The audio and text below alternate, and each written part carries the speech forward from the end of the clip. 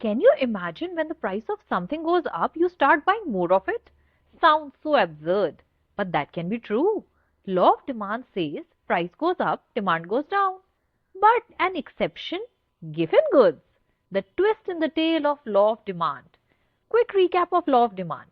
In the previous video, you got to know when price of a good increases, demand decreases. And when the price goes down, people buy more. Result, a downward sloping demand curve. Exception in the form of Giffen Goods? How do we make it more interesting? Let's understand with a story. Desi man has a very poor family. His income? Only daily wages as a laborer. Food availability? Only twice a day. That too barely enough to survive. Everyday diet? Rice and some veggies. Weekly consumption? 2 kg rice. One day the price of rice went up from rupees 35 per kg to rupees 50 per kg.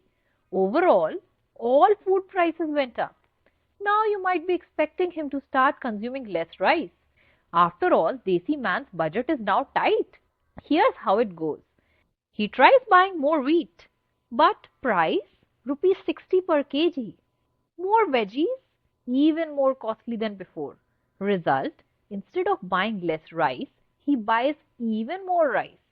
Same income. That's why he spends even less than before on vegetables. Yes, price went up. Still demand went up for rice. That's a Giffen good.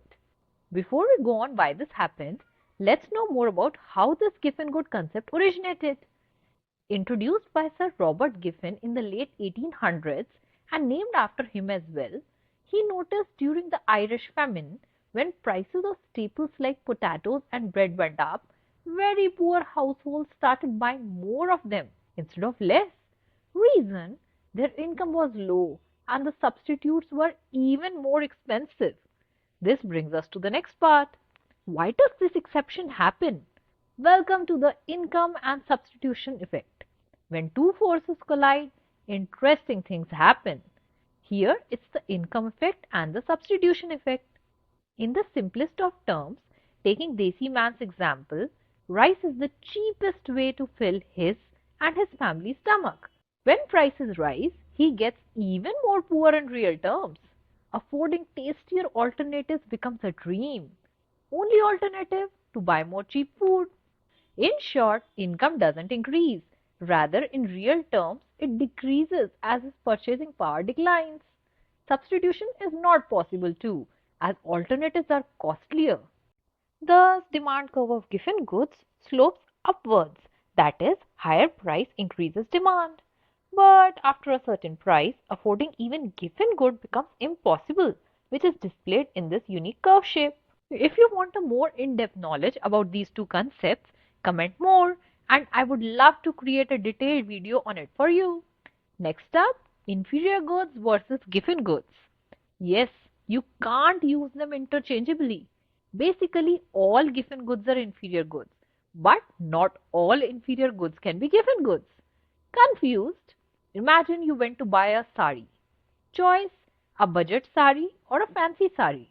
If your income rises, or in case of discount, you switch to buying a fancy sari. The budget sari here is an inferior good. Demand decreases as income increases. In case of Giffen good, something extra happens. Negative income effect overpowers the substitution effect. That's why when price increases, demand increases. Does Giffen good have a real-life application? That's debatable. Theory says Giffen goods exist in form of very basic staples among the low-income groups. A recent study by Harvard economists Robert T. Jensen and Nolan H. Miller is about a field experiment in rural China that provided some evidence about Giffen goods. But the application still seems hard to find in real world unless it's very situation specific or an extreme condition. What is staple food for one area might not be true for another. Plus, substitutes are generally available too. I wrote an interesting blog on it, which you can read too. Link is above. Here's a quick summary about Giffen goods. When price increases, demand increases. The demand curve of a Giffen good is upward sloping. No close substitutes are available.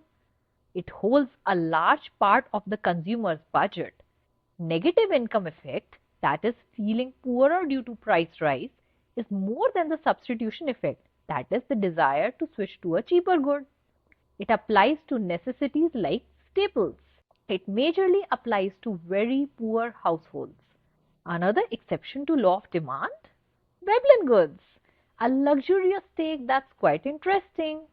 Would you like a video on it or maybe a real world economics concept next? Comment your pick below. Also, don't forget to hit like and subscribe for snack sized economics videos.